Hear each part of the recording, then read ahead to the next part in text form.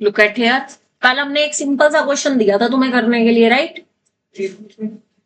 मैंने बेसिकली अपनी तरफ से ही दिया था। एक एग्जाम्पल नंबर 12 है, 2023 में आया हुआ है। Question is in a circle of radius 21 centimetre an arc subtend an angle 60 degree at the centre.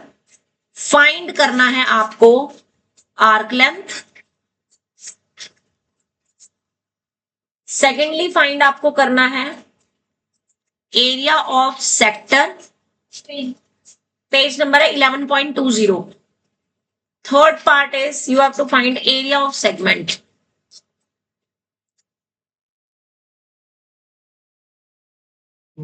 Made by this arc. यानी कि आपके पास सपोज करो ये सर्कल है जिसमें वो पर्टिकुलरली इस वाले आर्क की बात कर रहे हैं, ए बी की। तो ये वाला आर्क सेंटर पे कितना एंगल बना रहा है? 60 डिग्री। रेडियस आपको दे रखी है 21। तो आपको आर्क लेंथ भी निकालनी है, एरिया ऑफ सेक्टर भी निकालना है और एरिया ऑफ दिस सेगमेंट भी निकालना है। फटाफट से करके दिखा दो, फॉर्मूला सारे पता है तुम्हें। पेज नंबर बेटे 11.20, न्यू बुक के अकॉर्डिंग पेज नंबर 11.20 पे एलिमेंट्स। फटाफट से करके दिखा दो। आर्क लेंथ कितनी आएगी, एरिया ऑफ सेक्टर कितना आएगा, एरिया ऑफ सेगमेंट कितना आएगा। हाँ बिल्कुल बनाना है डायग्राम। आर्क लेंथ क्या आ रही है? आर्क लेंथ क्या आ रही है? आर्क लेंथ आप बताओ क्या आ रही है? 22 सेंटीमीटर। बिल्कुल सही। अरे क्वाड्रेंट क्या? हाँ जी, इतनी देर जरा जो आपको मैंने पहला जस्ट लिंक के बाद जो पहला पेपर भेजा था ना उसके एमसीक्यूज के आंसर्स टैली करा दो फटाफट से। समृद्धि 2 सेकंड के लिए आंसर्स टैली करा दो। क्वेश्चन 2 का बी पार्ट। क्वेश्चन 1 नहीं किया? ठीक है। क्वेश्चन नंबर 2 का बी पार्ट। बी पार्ट ठीक है। क्वेश्चन 3 का बी पार्ट। 3 का बी पार्ट करेक्ट। क्वेश्चन 9 का ए। उसके बाद 4 नहीं है, 5 नहीं है, 6 नहीं है, 7 भी नहीं है, 8 है नहीं है, 8 नहीं है। 9 हाँ 9 मैंने बताया था 0। हाँ 9 का 0 आंसर आएगा ना, cos 0 डिग्री cos 90 डिग्री बन रहा था ना। 10th का B part. D part. B assertion is false, reason is true. D C नहीं है, असर्शन फॉल्स है उसमें, रीजन ट्रू है, इसको करेक्ट कर लो। Section C. सेक्शन बी में कोई क्वेश्चन नहीं है, कोई बात नहीं, कोई बात नहीं। सेक्शन सी सीधा उसमें 50 में cos है 70/25 cos x/2। cos x/2 is 1/√2, 1/√5। 231 centimetre आ रहा है एरिया ऑफ सेक्टर। यस 231 आ रहा है। आंसर क्या है?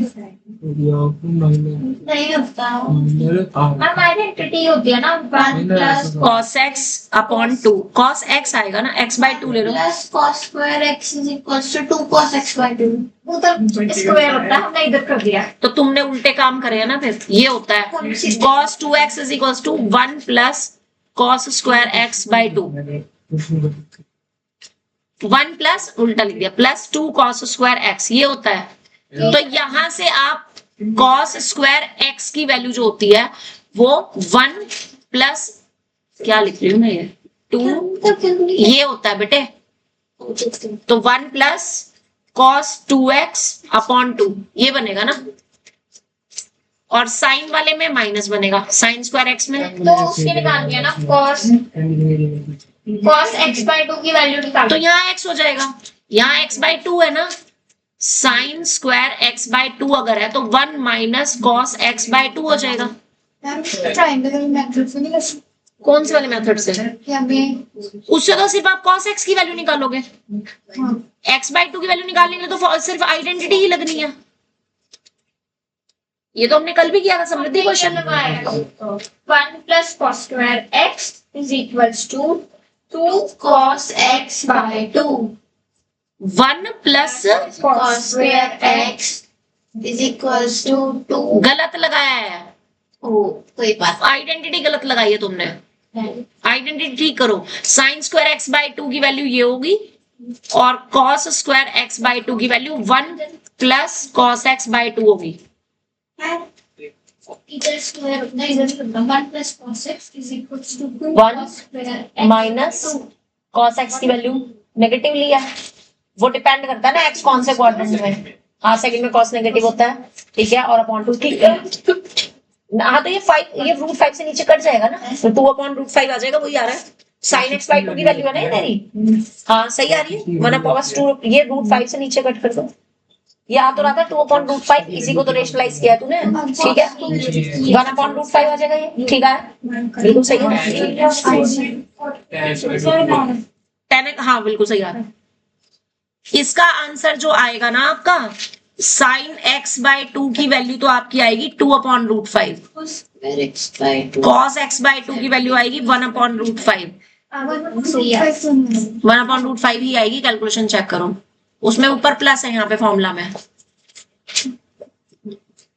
और 10x बाई 2 की वैल्यू आएगी 2। cos x की वैल्यू 3 अपॉन बेटे आप ना कॉस की वैल्यू नेगेटिव लेनी है ना, तो 1 minus 3 अपॉन 5 आ रहा हाँ अपॉन 2 है। है. अरे आइडेंटिटी में है, आइडेंटिटी में अपॉन में 2 है, वो तूने लिखा नहीं होगा। 10x की वैल्यू 10x by 2 की वैल्यू 1 by 2 आ जाएगी. 10x बाई 2 के लिए 2 आएगी। हाँ जी, इनके आंसर बता दो मेरे को जरा, क्या क्या आए हैं। फर्स्ट पार्ट का आंसर कितना आया है, सेकंड पार्ट का answer centimetre square, third part का आंसर 40 पॉइंट, ठीक है। आखिरी पार्ट कैसे होगा? आखिरी पार्ट ऐसे होगा, area of segment is equals to area of sector minus area of, नहीं मैं बताऊंगी कौन सा क्वेश्चन करना, area of triangle O A B. अब ओ ए बी में ये एंगल 60 है और ये दोनों भी 60 होंगे, क्योंकि अपोजिट एंगल इक्वल साइड के जो होते हैं वो इक्वल होते हैं। इक्विलेटरल ट्राइंगल बन गया, तो ट्राइंगल का एरिया बन जाएगा √3/4 इंटू आर स्क्वायर, और सेक्टर का एरिया भी आप निकाल चुके हो ऊपर 231। सॉल्व कर दो, ठीक है, और जिसमें पाई की वैल्यू दी होगी वो वही रखनी है, ठीक है। अगला क्वेश्चन आप करके दिखाओगे मुझे, फोर्थ एग्जाम्पल, एग्जाम्पल नंबर 4 करके दिखाएंगे। एग्जाम्पल 4 में find the area of segment करना है आपको, find area of segment of a circle if the angle corresponding to the sector is 45 degree and radius is 16 centimetre, और आपको पाई की जगह रखना है 3.14 और √2 की वैल्यू दे रखी है 1.41, ठीक है। Start doing. हाँ जी, क्लास 11th आप बताओ जरा मेरे को। अगला 16th तो नहीं करना था, 17th नहीं करना था, फिर केस स्टडी वो भी नहीं है, हाँ उसके बाद अगला ही पेपर है सेट 2 वाला। अगले पेपर में फर्स्ट क्वेश्चन का आंसर कितना आ रहा था, इसी वाली पीडीएफ में एक और है ना, फर्स्ट का आंसर कितना आ रहा था, डी पार्ट -2/√3। सेकंड का आंसर √3/2. नो, सेकंड तो नहीं करना, स्टैंडर्ड डेविएशन है वो नहीं करना। थर्ड करना है √3/2. माइनस के √3/2, माइनस के √3/2। फिर उसके बाद फोर्थ नहीं करना, और फिफ्थ का आंसर नहीं, फिफ्थ का ए पार्ट है, 7 आ रहा होगा। एक फोर्थ बीच में पार्ट है तो मैंने करा, कौन सा पार्ट कर दिया, और उससे नहीं, फिफ्थ में if sec x plus cos x is 3, यही वाला पार्ट है, 7 ही आ रहा है। हाँ 7 आएगा। cos 150 कौन से वाला कह रहे हो तुम, थर्ड, क्वेश्चन थर्ड कह रहे हो, कौन सा क्वेश्चन थर्ड में, listen, cos -θ is equal to cos θ, और फिर 150 को तुम 180 - 30 लिखोगे, सेकंड क्वाड्रेंट बन गया, सेकंड क्वाड्रेंट में cos नेगेटिव होता है तो माइनस cos 30 आ गया, तो माइनस माइनस √3/2। ठीक है, इसके बाद फिफ्थ का आंसर हो गया ना टैली 7 सम। फिफ्थ पूछ रहा है कैसे होएगा, होल स्क्वायर खोलना है। ये देख तुम्हें दे रखा है sec theta plus cos x, इसकी वैल्यू 3 दे रखी है, वैल्यू पूछ रहा है sec square plus cos square की, इसका होल स्क्वायर कर दे दोनों तरफ, sec x plus cos x का होल स्क्वायर कर इज इक्वल्स टू 3 का स्क्वायर। अब a प्लस b के होल स्क्वायर की आइडेंटिटी क्या होती है, a square plus b square plus 2ab। तो जो 2ab वाली टर्म होगी उसमें 2 sec x into cos x आएगा, sec x को 1/cos लिखेंगे वो कैंसिल हो जाएगा, 2 रह जाएगा वहां पे। समझ आ गया? मैम 12 एक मिनट, 7th करना नहीं था, 8th नहीं करना था, 9th नहीं करना, 10th नहीं करना, उसके बाद सेक्शन बी में 11th नहीं करना, 12th करना है। इसको ओपन कर दिया। यस बिल्कुल ओपन कर दिया। उसके बाद वो आ रहा है 1 + tan a + tan b + tan A tan B is equals to 2। बिल्कुल सही, फिर 1 को शिफ्ट कर दिया, बिल्कुल सही, tan a + tan b की वैल्यू निकाली is equals to 1 - tan a tan b। बिल्कुल सही। वो कहां से निकलेगी उसके लिए आपको आइडेंटिटी लगानी पड़ेगी tan a + b की। हाँ, tan a + b की आइडेंटिटी लगा के वहां से आपके पास tan a, इसकी वैल्यू आ जाएगी कितनी, tan a + tan b आ रही है। राइट। हाँ 45 डिग्री आ जाएगा, बिल्कुल a + b 45 डिग्री आ जाएगा। इसके बाद ना मेरी बात सुन, ये दे रखा है tan a + b पूछा, इसका फॉर्मूला लगा tan a + b का, लगा देगी क्या आएगा, tan a + tan b upon 1 - tan a tan b, उसमें से यहां से वैल्यू निकाल ले, tan a + tan b की ये दोनों वैल्यूज इधर जाएंगी तो वो सेम आएंगी, दोनों कट जाएंगे, 1 आ जाएगा। तो a + b कितना आ गया, बस ठीक है। ब्रेक अभी दे रही हूँ, इस वाले पेपर के आंसर्स टैली करा दूं, उसके बाद ब्रेक दूंगी, पर ऐसा ब्रेक होगा तो मैं साइलेंट मेडिटेशन करना होगा, ठीक है। सो जाएंगे। चलिए उसके बाद सेक्शन सी में है सेक्शन सी, अगला क्वेश्चन है नहीं सेक्शन सी मैंने भेजा है, क्या बात कर रहे हो। क्वेश्चन भी है। अच्छा उसमें कोई क्वेश्चन करना नहीं है, एक minute let me check again. ना बिल्कुल नहीं है, मेरे को इस मामले में किसी पे भी ट्रस्ट नहीं होता, तब तक मैं अपनी आंखों से ना देख लूं। ट्रस्ट इश्यूज है, क्या सकते हो। चलिए हाँ नेक्स्ट पेपर करना है अब, वो भी नहीं करना, वो तो करना है, नेक्स्ट पेपर करो। दिसंबर का भेज दिया आपने जो एक कोई बात नहीं, अच्छा उसमें, दिसंबर में तो अच्छा उससे अगले वाले में एक भी नहीं है, कोई दिक्कत नहीं, उससे अगले वाला करो। वो हम कर रहे हैं। कितना आंसर आया जी क्लास 10th? एग्जांपल की बात हाँ मुझे पता था, ये तुम्हें नहीं पता लगेगा, मैं बता रही हूँ क्या करना है। एरिया ऑफ ट्राइंगल के लिए देखो जरा सब लोग ध्यान दो, एरिया ऑफ सेगमेंट तो सबने निकाल लिया होगा, हाँ एरिया ऑफ सेक्टर निकाल लिया हुआ। लुक एट इट, ये आपको दे रखा है 45 डिग्री, ठीक है, ओ ए बी। अब तुम्हें सिर्फ ट्राइंगल का एरिया निकालना है ना, तो इसमें ये दो साइड इक्वल है तो ये ईच एंगल इक्वल होंगे, बता सकते हो कितने होंगे, एंगल सम प्रॉपर्टी से अगर मैं दोनों को x लिख दूं तो x plus 45 degree is equal to 180 degree. x बता दो कितना आएगा, पॉइंट में आएगा, पॉइंट में आ रहा है, चलो 135.2 शायद से x वैल्यू है। ओके कोई बात नहीं, तो आने दो, ये तुमने परपेंडिकुलर डाल दिया यहाँ से OP, ठीक है। और x की वैल्यू कितनी आ रही थी तुम्हारी, 35.2, हाँ 135/2, ठीक है। आगे अब तुम्हें इसकी वैल्यू निकालनी है और इसकी वैल्यू निकालनी है ना, तो इन ट्राइंगल नहीं OPB में ट्रिग्नोमेट्री का यूज करेंगे, OP/OB यानी कि perpendicular upon hypotenuse is equals to sin x बनेगा। मैंने x को x ही लिख लिया, अभी मैं कोई वैल्यू नहीं रख रही इसकी, ठीक है। OP की वैल्यू मुझे निकालनी है, OB मेरे को कितना दे रखा है, रेडियस कितनी दे रखी है 16, तो 16 sin x बन गया, एम आई राइट। अब यहां से ही इन ट्राइंगल OPB में ही अगर मैं बेस यानी PB अपॉन हाइपोटेन्यूज लिखूं तो वो cos x बनेगा। PB आपके पास कितना आ जाएगा, OP है 16 cos x बन जाएगा। अब जितना PB है उतना ही PA होगा तो वो भी 16 cos x बनेगा।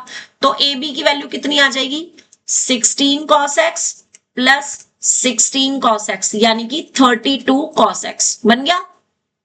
ठीक है, अब आपके पास जो फॉर्मूला बनता है area of triangle O A B का, बेटे पहले समझ लो Pulkit, that is half OP into A B, यही है। तो हाफ ओपी की जगह है 16 साइन एक्स और ए बी की जगह है 32 cos x। अब यहां पे मैं आपको एक फॉर्मूला बता रही हूं जो कि आपके सिलेबस में फिलहाल नहीं है बट यहां पे यूज हो रहा है। एक फॉर्मूला होता है 2 sin theta cos theta is equals to sin 2 theta. ये फॉर्मूला लिख लो, ये फॉर्मूला लिख लो। करा था उसमें ये कहते नहीं करा था अपने फिजिक्स में है रेंज में ये फॉर्मूला होता है। तो ये फॉर्मूला यहाँ पे देखो कैसे बन रहा है, 1/2 और इस 2 से मैं 32 कट कर सकती हूँ, 16 आ जाएगा। तो मेरे पास आ गया 16 into 16 into sine x into cos x, यही आ गया। तो इस 16 से मुझे ये टर्म निकालनी है, यहां से साइन थीटा कॉस थीटा की वैल्यू को मैं साइन 2 थीटा अपॉन 2 लिख सकती हूं कि नहीं, लिख सकती हूं। तो ये 16 इंटू 16 ये मेरे पास साइन 2x और अपॉन में 2 बन जाएगा। और यहां से आपके पास 2x की वैल्यू कितनी आ रही है, 135 डिग्री आ रही है, आ रही है, आ रही है। एक 2 से ये 16 कट गया 8 टाइम्स, तो ये हो गया 16 into 8 into sine 135 degree, right. अब साइन 135 की ड्यू जो वैल्यू होती है, अब वही बात है कि अभी 11th का कंसेप्ट है तो तुम्हें यहां पर याद रखना पड़ेगा कि 135 की वैल्यू भी उतनी ही होती है जितनी 45 की वैल्यू होती है। सेकंड क्वाड्रेंट में ना साइन पॉजिटिव होता है तो इसकी वैल्यू सेम रहती है जितनी की साइन 45 डिग्री है। ये तुम्हें देना नहीं चाहिए था, इन्होंने वैसे दे दिया, अब तुम्हारी बुक में तो मैंने तुम्हें इसलिए बता रही हूँ। और साइन 45 की वैल्यू कितनी होती है, 1/√2 पढ़िए टेबल में। ठीक है, तो दो चीज याद रखने की हो गई, एक तो ये वाला फॉर्मूला और दूसरा क्या कि साइन 135 डिग्री की वैल्यू वही होती है जो कि साइन 45 डिग्री की, यानी 1/√2। ठीक, तो ये पोर्शन आप अपने फॉर्मूला नोटबुक में लिख लो, क्योंकि देखो ऑप्शंस क्या क्या है। आपको या तो थीटा 60 डिग्री देंगे, या तो थीटा 90 डिग्री दे सकते हैं, या तो थीटा 120 डिग्री दे सकते हैं। And this is the only question जहां पर आपको थीटा कितना दिया हुआ है, कितना दिया हुआ है, 45 डिग्री। ठीक है, तो इसलिए पिक भेज देना मुझे, ठीक है अभी हाँ। तो अब यहां से वैल्यू कितनी आ गई, बोलो। 16 इंटू 8 इंटू इसको रेशनलाइज करने के लिए √2 से ऊपर नीचे मल्टीप्लाई करोगे 2 साइन और अपॉन में 2 से 16 कट जाएगा 8 टाइम्स, तो इट इज 64√2। ठीक, ये आपके पास एरिया ऑफ ट्राइंगल आ जाएगा। इसको नोट करो।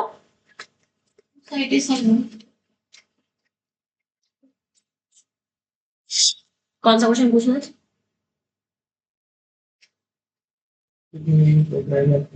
आज करण नहीं आया ना?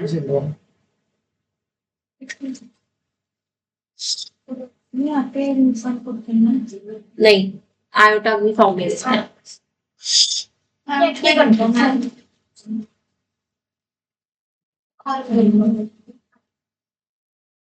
हाँ, क्या दिखना है इसमें, क्या दिक्कत है?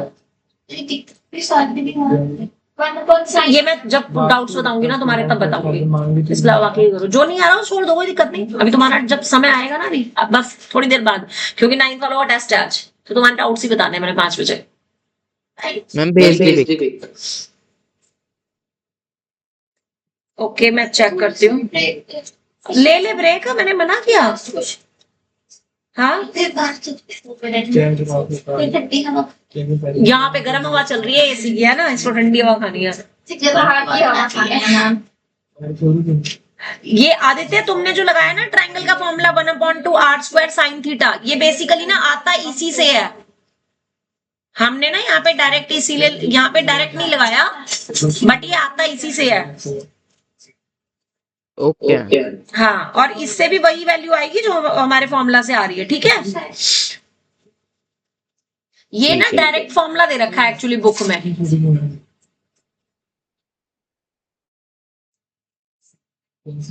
तो वो भी करेक्ट है बेटे। सबने नोट कर लिया ये?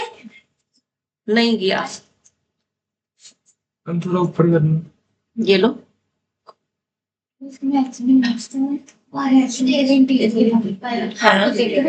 हाँ हाँ, अब ये देखना 4.8 से जस्ट छोटा नेचुरल नंबर 5 थोड़ी होगा, क्या होगा?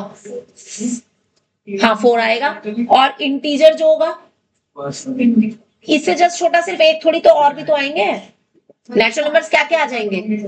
1 आएगा, 2 आएगा, 3 आएगा और 4 आएगा। आएंगे तो 4 हो गए। और इंटीजर्स की अगर मैं बात करूं तो व्हाट 4.5 इन नेचुरल नंबर होता है? नहीं होता ना। टेस्ट नहीं ना तुम्हारे। फिर और ऐसी इंटीजर में माइनस इन्फिनिटी से लेकर 4 तक जितने भी इंटीजर्स हैं वो सारे होंगे। ठीक है।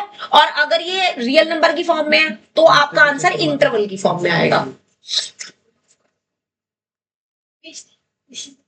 मैं हाँ बिल्कुल आ सकता है। मैं तुम्हें ना वही चीज बताने जा रही हूँ जो आदित्य ने डायरेक्ट फॉर्मूला लगाया ना, मैं उस फॉर्मूला का आपको प्रूफ बता रही हूँ अब। ठीक, तो वो चीज क्या करना है? ये लो नोट कर लो पहले इसको। लो सब लोग नोट करो आराम से। क्या रहेगा सर?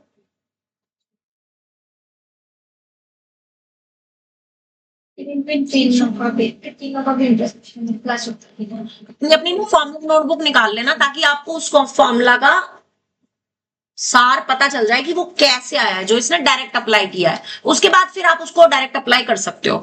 मैंने क्यों नहीं बताया था? क्योंकि वही चीज हम क्वेश्चन में करके दिखा रहे हैं, तो फॉर्मूला एक और एक्स्ट्रा याद करने के लिए ना रहे, इसलिए मैंने आपको ये मेथड बता दिया था। ठीक है, अब जरा समझ लो इसका प्रूफ क्या सीन है फॉर्मूला नोटबुक में। चलिए इधर देखिए, अगर आपको यहां पर कोई भी एंगल दे रखा है अदर देन कौन कौन से, इफ थीटा इज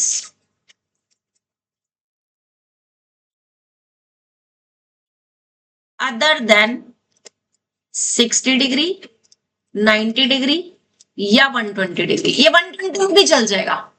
60 और 90 से अलग अगर है तो आप क्या फॉर्मूला लगा सकते हो, मैं वो बता रही हूं। ये आपके पास ट्राइंगल था और आपने ये परपेंडिकुलर डाला था इस पे ओपी, एम आई राइट?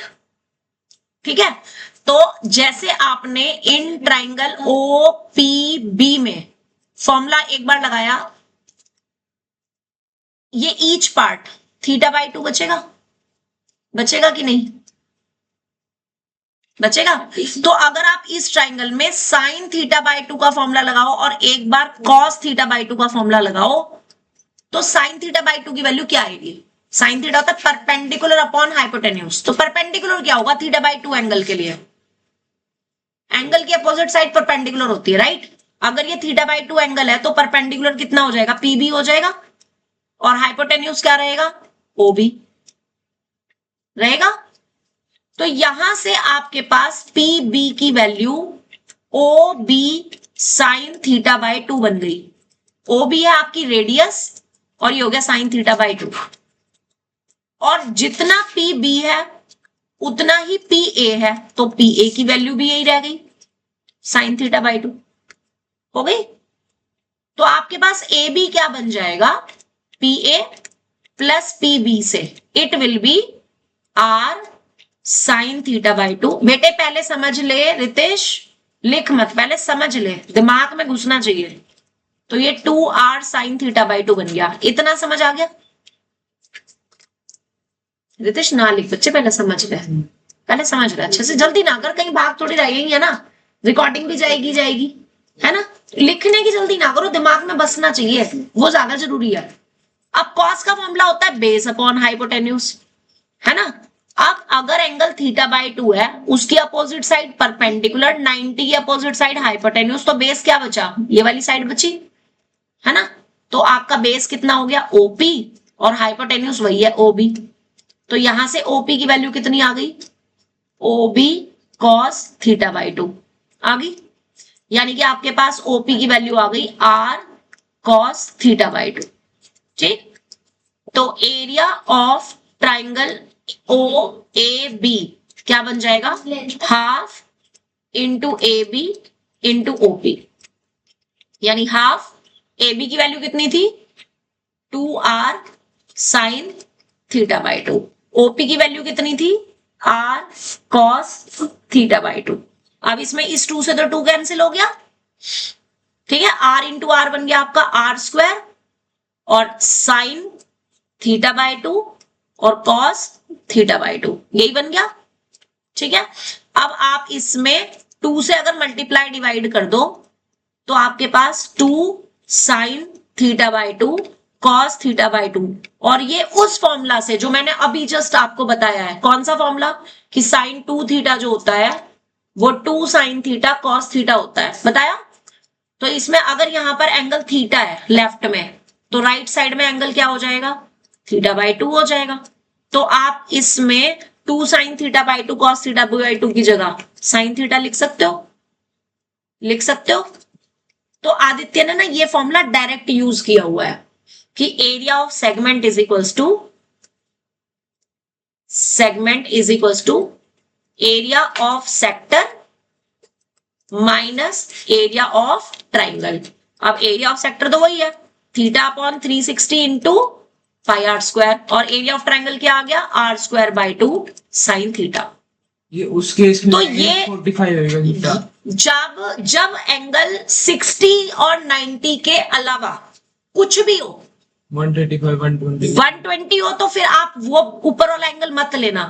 अगर आपके पास ये 120 है टोटल एंगल, तो ये 60 इधर आ गया, 60 इधर आ गया, मेरी बात समझ आ गई आपको। तो यहाँ पे थीटा पूरा 120 लेना था ना, तो तब आप वो मेथड मत लेना, तब आप एंगल में सिर्फ इस वाले एंगल को लो, एक एंगल लो 60 डिग्री, और वही सेम साइन थीटा और कॉस थीटा का फॉर्मूला लगाओ, परपेंडिकुलर और बेस निकाल लो, और फिर ट्राइंगल का एरिया लगा दो। समझ आ गई। लेकिन अगर आपको ये पूरा एंगल, यानी कि अगर आपको थीटा 30 डिग्री दिया हो या 45 डिग्री दिया हो, ठीक है, तब आप ये फॉर्मूला लगा लो। तो मैंने इसीलिए इसका प्रूफ ना अलग से नहीं बताया था कि आपको ये मेथड ही अगर क्वेश्चन में अप्लाई करना आ जाएगा then it is more easier, right.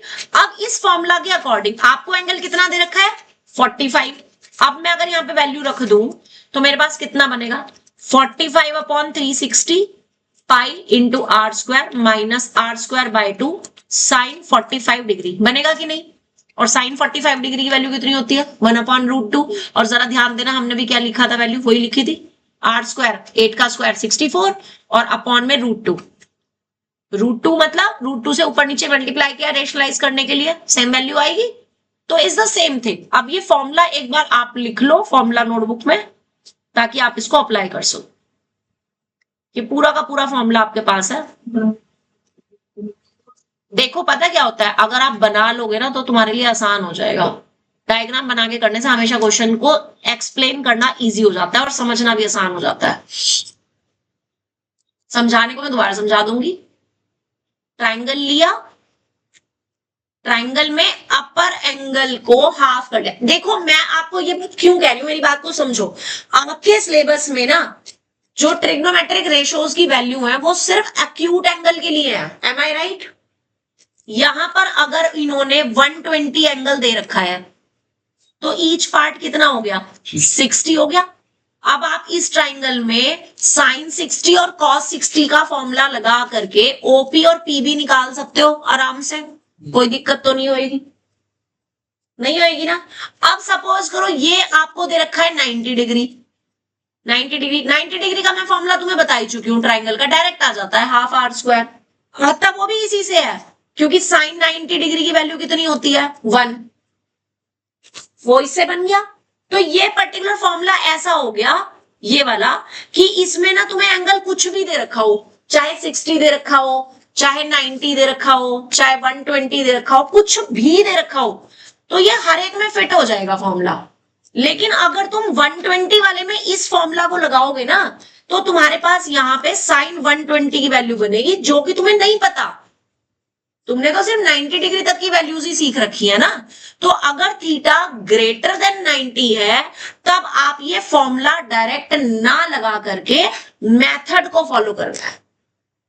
Otherwise आपको अगर कोई भी एक्यूट एंगल दे रखा है, चाहे वो 60 डिग्री हो, चाहे वो 90 डिग्री हो, चाहे वो 45 डिग्री हो, चाहे वो 30 डिग्री हो, तो आप डायरेक्ट ये फॉर्मूला अप्लाई कर सकते हो, सेम ही आंसर आएगा। 90 में अप्लाई कर। बिल्कुल, साइन 91 होता है, साइन 91 होता है। 90 के केस में मैंने एरिया ऑफ ट्रायंगल क्या बताया था, हाफ आर स्क्वायर, ये बन जाएगा आर स्क्वायर बाई 2। ठीक है, तो इसलिए ये फॉर्मूला केवल और केवल कब लगेगा, if theta is an acute angle, केवल तभी लगाना है if theta is an acute angle, only तब आपको लगाना है। अगर 120 दिया, पूरे चांसेस है 120 डिग्री देने के, क्योंकि हुआ है एक बार ऐसा ही, 120 डिग्री आया था, बच्चे यहां तक करके साइन 120 लिखा और उसके बाद छोड़ दिया। क्यों? क्योंकि हमारे सिलेबस में है ही नहीं साइन 120 की वैल्यू निकालना, नहीं है ना। 10th में आपने ट्रिग्नोमेट्रिक टेबल बनाई है तो आपने सिर्फ और सिर्फ क्या किया है, 90 तक की वैल्यूज ही सीखी है, इससे ज्यादा तो नहीं सीखी। तो दैट्स वाई अगर 90 से बड़ा एंगल आ जाए तो फिर आपने मेथड फॉलो करना है, ना कि फॉर्मूला। ठीक है, अभी इसको फॉर्मूला को लिख लो जरा सब लोग, डायग्राम बनाओ पहले, और ये चीज लिख लो कि ये आपने कब कब यूज करना है, कि अगर आपका थीटा, बस इधर लिखो, if theta is an acute angle only then you can apply this. बस, अगर थीटा अक्यूट है केवल तभी आप इस फॉर्मूला को लगाओगे, अदरवाइज ये फॉर्मूला नहीं लगाओगे। राइट?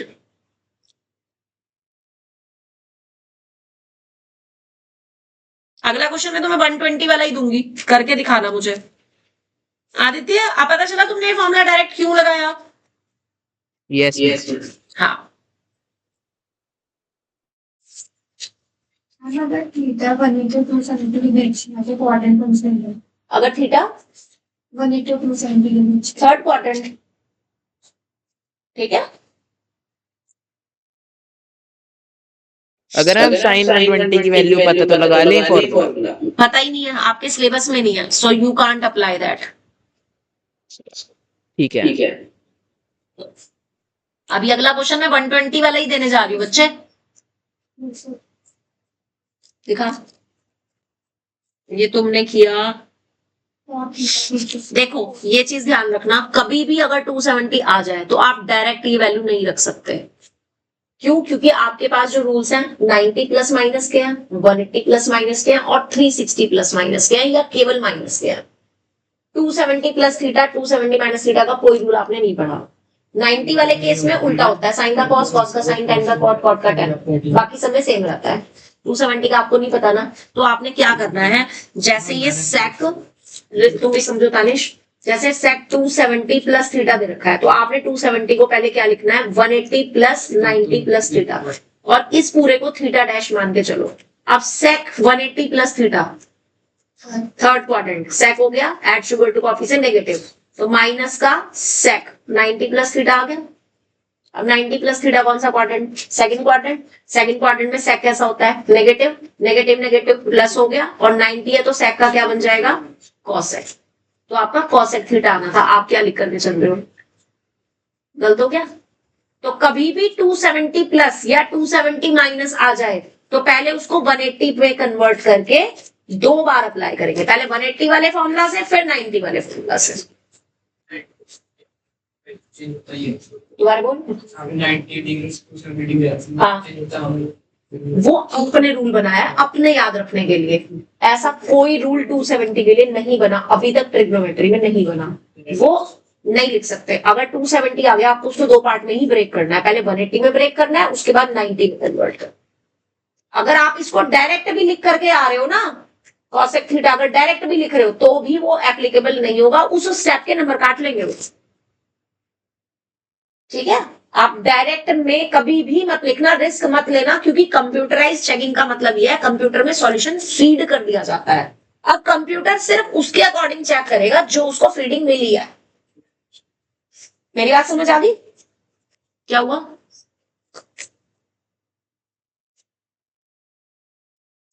ठीक है, 270 के केस में कभी भी ये गलती मत करना, डायरेक्ट मत लिखना। ओके, हमें अपनी तरफ से ना उन्हें कोई भी क्लू ऐसा नहीं देना कि हमारा नंबर कट जाए, कभी भी नहीं ऐसा रिस्क लेना। चाहे भले ही तुमने अपने लिए एक रूल बना लिया, हाँ भाई 270 है तो चेंज होगा ही होगा, लेकिन वो पॉजिटिवली चेंज होगा या नेगेटिवली चेंज होगा, इट विल डिपेंड कि साथ में क्या आ रहा है। पॉजिटिव भी आ सकता है, नेगेटिव, उसमें गलती भी हो सकती है, तो क्यों ऐसे रास्ते पे चलना। कॉसेक माइनस कोसेक थीटा होता है, राइट। देखा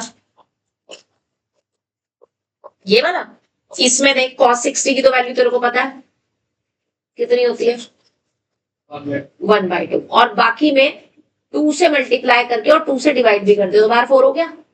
और मैंने सिर्फ ये दो एंगल लिए, cos 80 और cos 40, और ये cos 20 बाहर ही रहने दिया, ठीक है। अब इसमें 2 cos A cos B की आइडेंटिटी लगा दे, क्या आएगी, हाँ 2 cos में cos वाली आती है और बीच में प्लस आता है, cos A plus B plus cos A minus B। Plus में 2 cos A cos B की identity cos A plus B plus cos A minus B ही होती है, और ये cos 20 एज इट इज। अब जब तुम ये आइडेंटिटी लगाओगे ना, तो एक तो बनेगा 80 प्लस ये 80 प्लस जैसे 120, और एक बनेगा 40, तो जो 120 बनेगा उसकी वैल्यू 180 माइनस 60 से तुम निकाल लोगे, और ये एज इट इज रहेगा।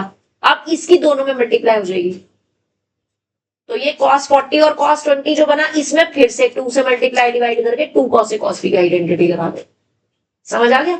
और सेम क्वेश्चन साइन के लिए भी है, सेम डिट्टो, उसमें भी 1/16 आंसर है, उसमें शायद √3/16 आता है, वो भी करना है, उसमें √3/16 आएगा, ठीक है बेटा। ये हो गया। आप जरा 120 वाला क्वेश्चन देख लो और उसको अप्लाई करना सीख लो।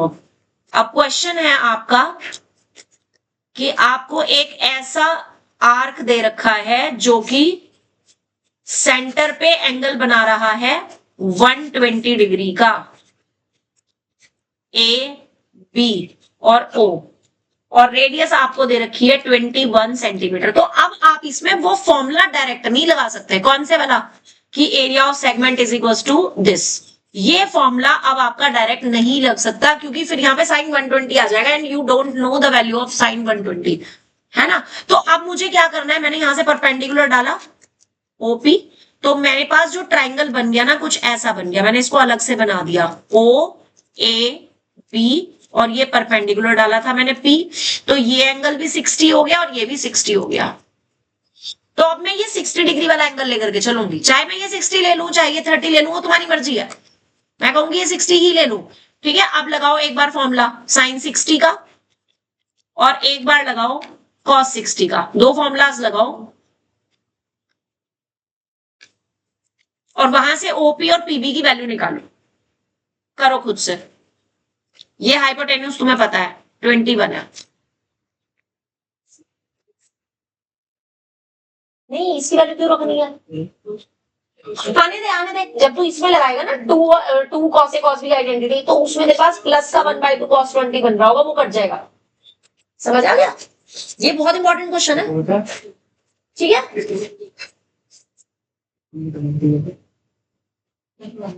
दिव्यांश कर ले, कर रहा हूँ, ये पूछ रहा था कॉस क्यों लगेगा वहां पे। देखो तुम्हें ना ये और ये चाहिए, है ना। अगर 60 डिग्री एंगल है तो इसकी अपोजिट साइड ये परपेंडिकुलर हो गई और ये वाली साइड जो हो गई वो बेस हो गई। तो जब तुम साइन 60 का फॉर्मूला लगाओगे परपेंडिकुलर अपॉन हाइपोटेन्यूज, तो तुम्हें पी भी मिल जाएगा, और जब cos 60 का फॉर्मूला लगाओगे बेस अपॉन हाइपोटेन्यूज, तो तुम्हें ओपी मिल जाएगा, क्योंकि ट्राइंगल का एरिया निकालने के लिए आपको परपेंडिकुलर भी तो चाहिए ना ओपी, इसलिए दोनों फॉर्मूलाज लगाने हैं, राइट। नहीं cos 60 की वैल्यू रखो, दिखा जरा इसको जो भी मैंने समझाया अभी जस्ट, देखो cos 60 की वैल्यू तो 1/2 बाहर आ गई, और इसमें 80 डिग्री पहले लिखेंगे, 40 डिग्री वाला बाद में, और 20 डिग्री बाहर डिक्रीजिंग ऑर्डर में, और 2 से मल्टीप्लाई डिवाइड कर देंगे और 2 cos A cos B की आइडेंटिटी लगा देंगे। अब ये तो बनेगा cos 120, इसकी वैल्यू तो तुम्हारी आ जाएगी, लेकिन इसमें जब आप इस वाली cos 20 को दोनों में मल्टीप्लाई करोगे तो आपके पास ये लाइन आएगी, इसमें फिर से 2 से मल्टीप्लाई डिवाइड करके अगेन आइडेंटिटी लगा दो 2 cos A cos B की, समझ गए? तो उसमें आगे सॉल्व करके ना तुम्हारे पास ये जैसे टर्म माइनस में आ रही है ना, तो सेम टर्म आगे प्लस में आ रही होगी, वो दोनों कट जाएंगी। तो है लिखना है हमें अगले स्टेप में, यहाँ पे 2 से मल्टीप्लाई डिवाइड करना है। यहाँ पे यहां कर दिया तो इसी टर्म में कर दिया, यानी आप इसको इसमें भी मल्टीप्लाई करो, इसको इसमें भी करो, और फिर जो आएगी ना टर्म उसमें 2 से मल्टीप्लाई डिवाइड करोगे तो यहाँ पे 2 cos 40 cos 20 अपॉन में 8 बच जाएगा। जो बाहर 1/4 है ना उसको अंदर मल्टीप्लाई कर ले पहले दोनों टर्म्स पे, फिर उसके बाद करना स्टेप को। हाँ जी, मुझे sin 60 की वैल्यू लगा करके आपके पास PB की वैल्यू आई होगी, वो बता दो कितनी आई है। रितेश क्या लिखा? sin 60 इज इक्वल टू, चलो बोलो। 1/2 अरे भाई फॉर्मूला क्या लिखा, क्या कहते हैं? पुलकित क्या लिखा? P upon H। अब P कौन सी वाली साइड है? PB। और H कौन सी वाली साइड है? OB, है ना? और sin 60 की वैल्यू कितनी होती है? अच्छा हाँ, और PB तुम्हें निकालना है, और OB कितना है? तो PB की वैल्यू कितनी आ गई? 21√3/2। और जितना PB है उतना ही PA होगा, तो AB कितना आ जाएगा? 21√3/2 और प्लस 21√3/2। फाइनली कितना आ जाएगा? ये यही आएगा। आप बता रहे थे cos 60 डिग्री की वैल्यू।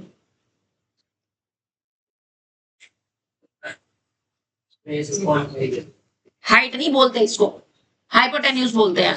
हाँ, अब बेस कौन सी साइड होगी? ओपी।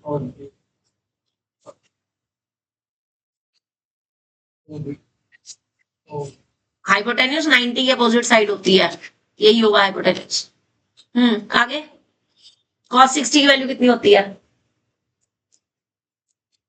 की वैल्यू 1/2। और ओपी मुझे निकालना है और ओबी 21 है, तो ओपी की वैल्यू कितनी आ गई? 21/2। ठीक है, अब निकाल लो area of triangle. Area of triangle OAB is equals to 1/2 into AB into OP, 1/2 into 21√3 into 21/2। कितना आ गया? 441√3/4। √3 की तुम्हें वैल्यू दे रखी है, बोलो समझ आया कि नहीं?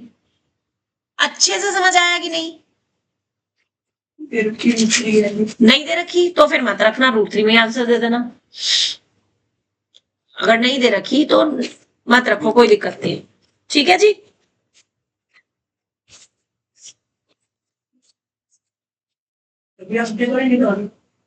करना है ये तो। एरिया ऑफ ट्राइंगल निकाला है, एरिया ऑफ सेक्टर निकाल, दोनों को माइनस कर। मैम इसमें 2 cos थीटा दे रही है। हाँ नहीं, 2 cos A cos B की।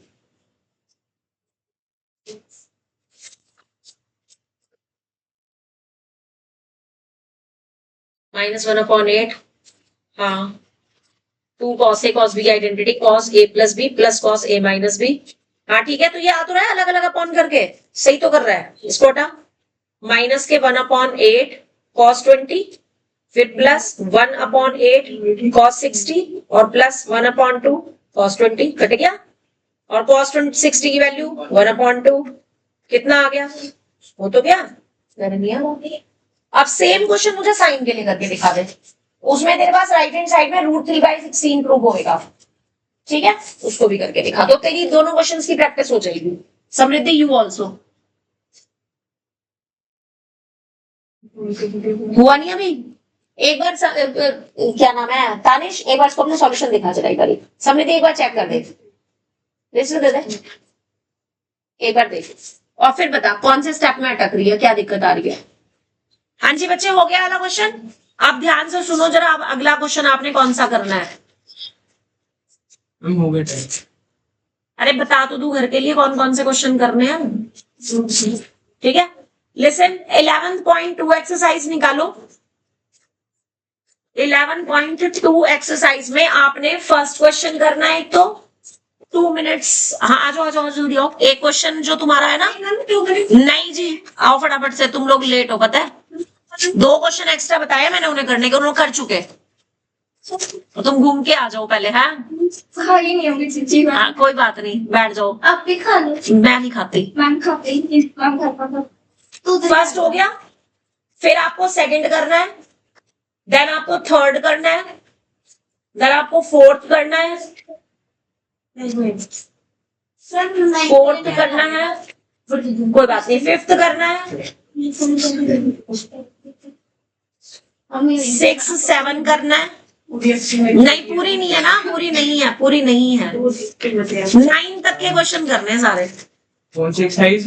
11.2 अप टू क्वेश्चन नंबर 9। 9 बजे की क्लास होती है, इतना काम अरे 9 बजे तक की क्लास है तो पहले 9 क्वेश्चन हो जाएंगे। भी करना पड़ता है। अच्छा आज रात को 9 बजे की क्लास आपकी नहीं होगी, आज रात को 9 बजे का टाइम मैंने 11th वालों को दिया है भाई, क्योंकि उनका कल एग्जाम है।